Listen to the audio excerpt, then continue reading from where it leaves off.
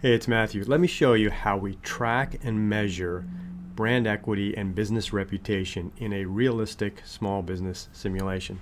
So what you're looking at here is Go Venture Entrepreneur, highly realistic small business startup and operation simulation. You can run businesses like Starbucks and Subway and McDonald's and mini Amazons or Walmarts and cosmetic boutiques and various other types of businesses.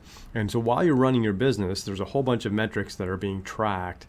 But one of them is business reputation and the other is brand equity. So let's bring up our marketing window here, and we can see brand equity is this chart at the bottom. Now I'm just getting started, so I haven't really built up any brand equity.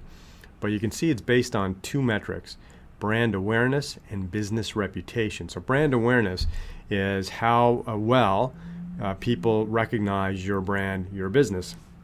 And you can build this up through various marketing that you can do in the simulation.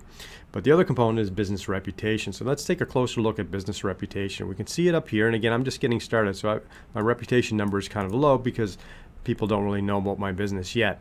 But you can see it's made up of four metrics, four components: customer satisfaction, employee morale, paying your bills on time. So in other words, your relationship with your suppliers, and then social responsibility. So let's take a quick look at each of these four. So customer satisfaction, that's determined based on your customers coming into the business and the experience that they have.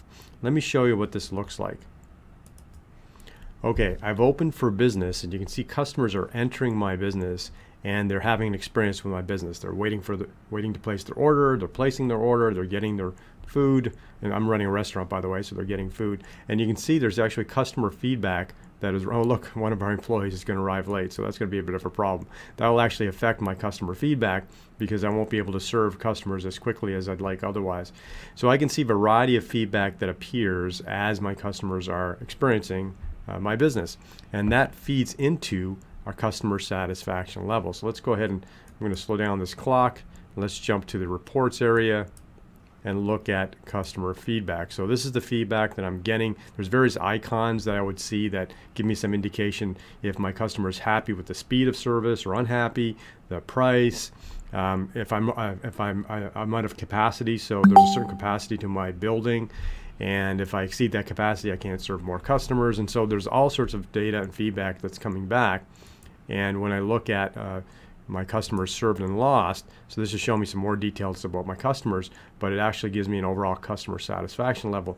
In fact, every individual customer generates a customer satisfaction level, and then we roll it up into a daily result, and then we have an overall result, which you can see on your virtual smartphone here, where I have a 70% customer satisfaction level for the duration of my business so far.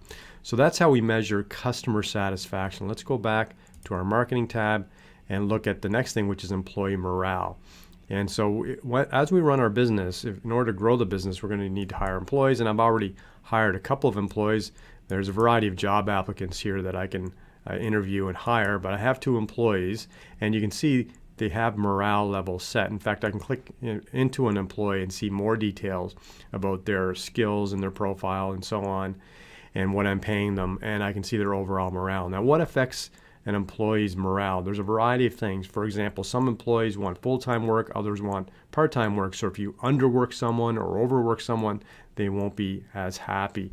In terms of their skills and experience, as you build up those skills and experience, they may be more loyal to the business and be happier with their experience and their ability to serve customers. Their salary, of course, has a component in their morale.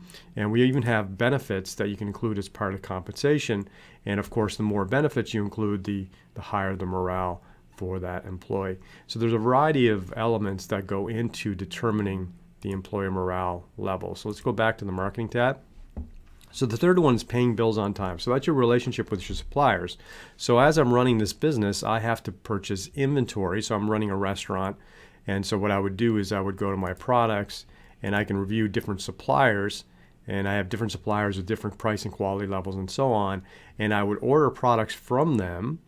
And I'm ordering it on credit essentially. And then what happens is on my finance tab, I see all the bills that are due. And if I pay my bills on time, or fast. In fact, the faster I pay my bills, the happier my suppliers are going to be with me.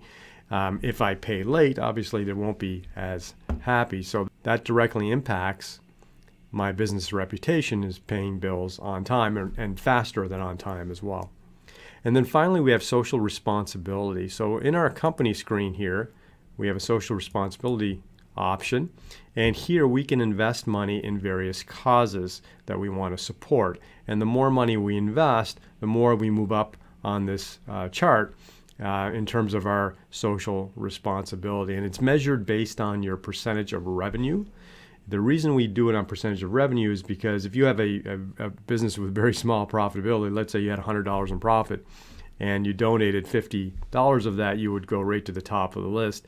But obviously $50 is not a huge amount of money and not a big commitment in terms of the business. So we measure it based on revenue, and makes it a much more significant commitment in terms of your social responsibility and giving back to your community or whatever causes you want to support. So if we go back to the marketing tab again, and so as you build up those 4 metrics, they build up your overall business reputation, and then that contributes to your brand equity.